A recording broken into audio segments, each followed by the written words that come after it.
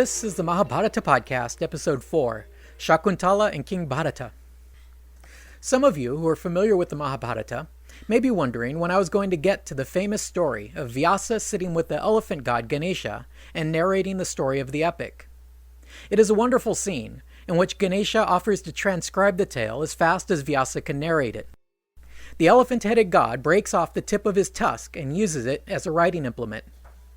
Thus, even today, when you see statues of the elephant-headed god, you'll notice that the tip of one of his tusks is missing. This was Lord Ganesha's contribution to the composition of the Mahabharata.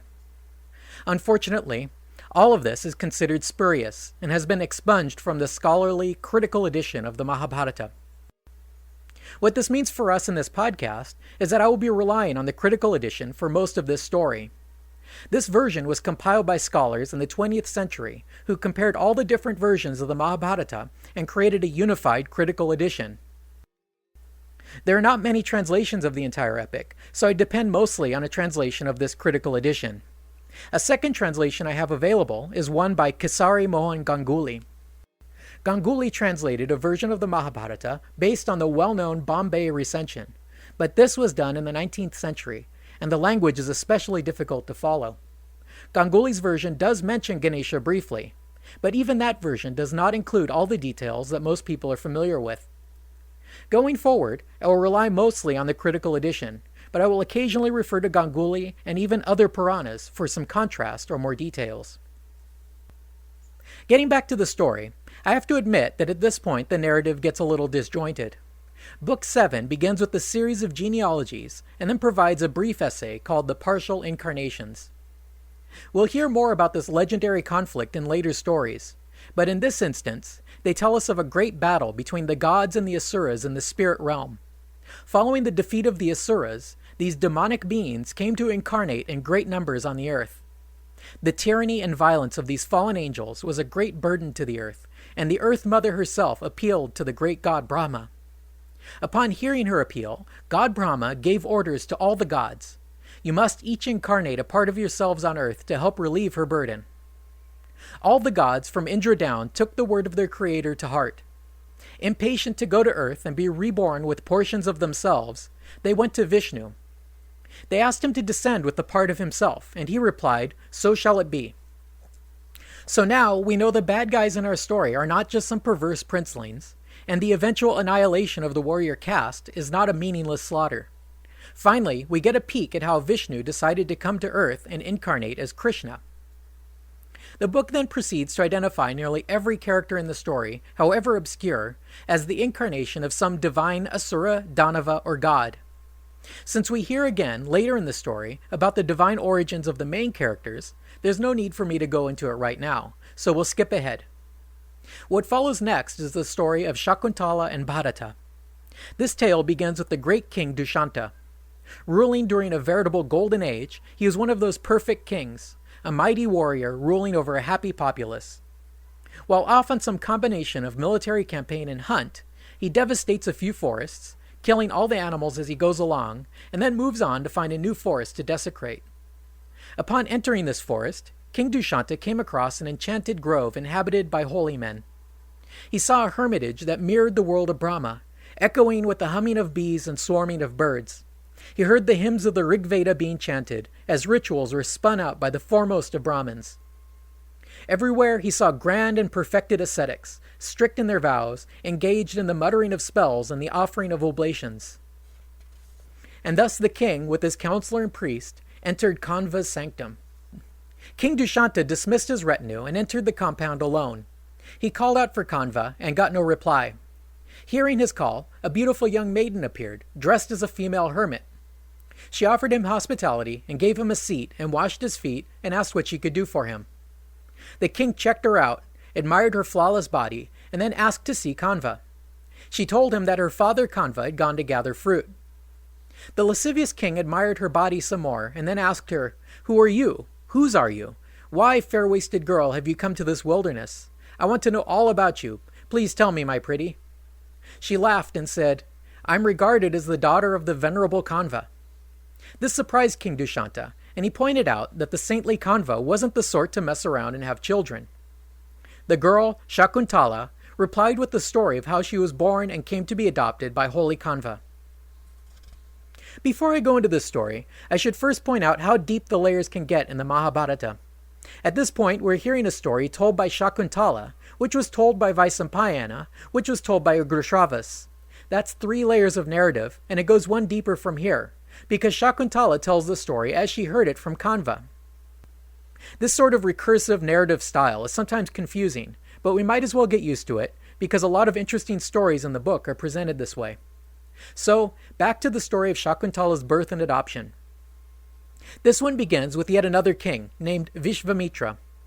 This king gave up everything to pursue religious austerities, and became so powerful that he even earned a promotion from Kshatriya to Brahmin.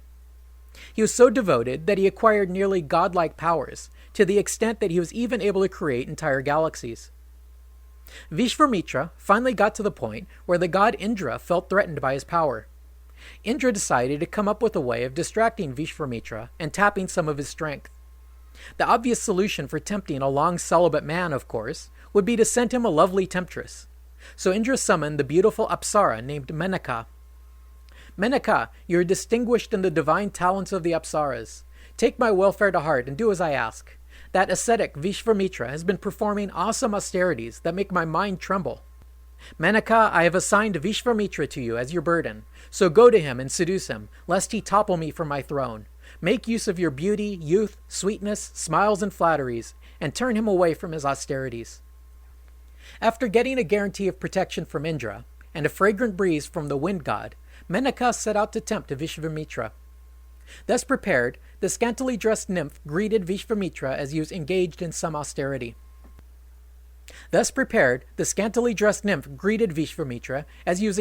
Meditation. She began to play in front of him, and the wind picked up and blew off her skirt. Naked, she ran to catch it and hugged it to her body. Vishvamitra saw the whole thing, and fell victim to love and lusted to lie with her. He asked her, and she was blamelessly willing. The pair of them whiled away a very long time in the woods, making love when the spirit seized them, and it seemed like only one day. And on Menaka, the hermit begot Shakuntala, on the bank of the river Malini. Once the baby was born, Menaka abandoned the child, and, her duty done, she returned rapidly to Indra's assembly. So, the infant Shakuntala was left alone in the wilderness. The birds of the forest protected her from the wild animals until Kanva came across her and adopted her as his daughter. For now, we hear no more of Vishvamitra. Presumably, Indra's mission was accomplished. Later, we'll hear more of his backstory, how he decided to give up kingship in favor of the religious life. Now back to Shakuntala and King Dushanta. He was delighted to find out this girl was not only available, but also born of a king, making her perfectly qualified to be his wife. He immediately pressed his suit. And very clear it is that you are a daughter of a king, the way you told it. Be my wife, buxom woman. Today all my kingdom will be yours. Be my wife, my pretty. Come to me, timid and lovely, according to the rite of the Gandharvas, because the Gandharva mode is cited as the best of marriage rites. Dushanta then proceeded to explain the 8 types of marriages, ranging from elopement to arranged marriages to abduction. Gandharva marriages were a type of elopement in which the bride chooses the husband for herself. As we'll see later, this mode of marriage, along with simply absconding with the bride and fighting anyone who resists, are considered the very best methods for a true Kshatriya. Shakuntala was no fool, however. She held out and said she would only agree to marry him if he would swear to make the son they conceive his heir to the throne. Without hesitation, the king replied, "So shall it be, and I shall conduct you to my city, just as you deserve. This I swear to you, my lovely." Having thus spoken, the king took his flawless bride by the hand and lay with her. Afterward, he comforted her and departed, saying, "I shall send an escort for you, with footmen, horses, chariots, and elephants, and they shall take you to me at my castle, sweet smiling Shakuntala." Both Shakuntala and Dushanta worried that they might have angered the old hermit Kanva.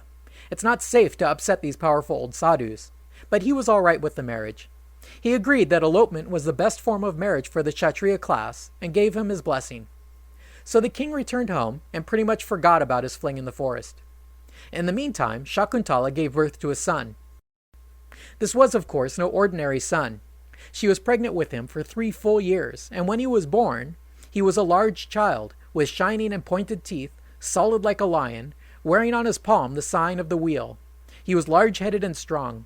When he was 6 years old, the child would fetter lions and tigers to the trees around the hermitage and run about playing and riding and taming them. Watching the boy and his superhuman exploits, Kanva told Shakuntala, "It is time for him to become the crown prince." Kanva said to his students, "Today you must take Shakuntala with her son to her husband, for it is not good for women to live too long with their kinsmen. It imperils their reputation, good conduct, and virtue." So they all headed off to Hastinapur, and Shakuntala presented the boy to King Dushanta. Before the king's court, Shakuntala introduced the boy and announced, "This is your son, sire. Consecrate him as your heir, for he is the godlike son you have begotten on me. Now act with him as you promised, greatest of men." But the old king pretended not to recognize her.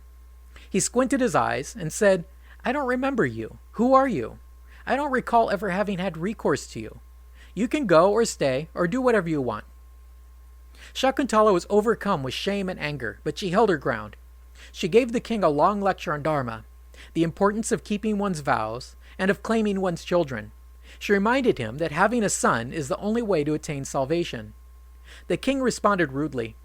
He said, "I do not know that this is really my son here, Shakuntala. Women are liars. Who will trust your word?